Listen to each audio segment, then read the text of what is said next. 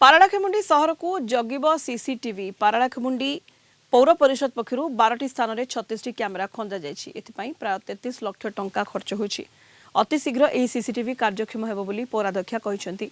सहर में दिनकू दिन चोरी डकाती भली अपराधिक मामला वृद्धि पाउथबा बेले एहाकु रोकिबारे सीसीटीवी सहायक होब। केवल सेतिक नुहे ट्राफिक नियम उल्लंघनकारी रोड रोमियो एवं स्पीड राइडर मध्य साबाड़ हेबे बोली पुलिस कहिछि। वर्तमान अत्यंत आवश्यक स्थान में कैमेरा लगा जायछि। आगामी दिन में आहरी अधिक स्थान में कैमेरा लगाजिबो।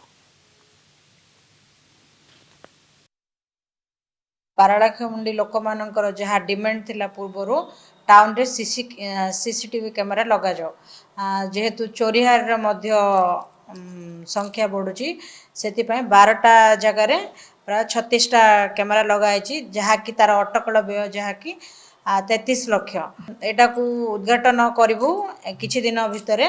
पारालाखेमुंडी बासिंदांकर बहुत दिन प्रतीक्षा रही जे सहर भितर सीसीटीवी विभिन्न जगह लगे मुख्य मुख्य 12टी लोकेशन रे 36टी कैमेरा लगी हमको क्राइम डिटेक्ट करने को आउ टिके सुविधा हो बाइक रे बा गाड़ी रे आसुथिबा लोकंकर नंबर प्लेट को आम जानी पारिबु। किछि दिन हला पारालाखेमुंडी सहर रे चोरी हारी वृद्धि पाउछि आउ रास्ता रे महिला मानकर चेन स्नैकिंग होछि बहुत गुड़ा दुर्घटना पाराला सहर रे घटुछि।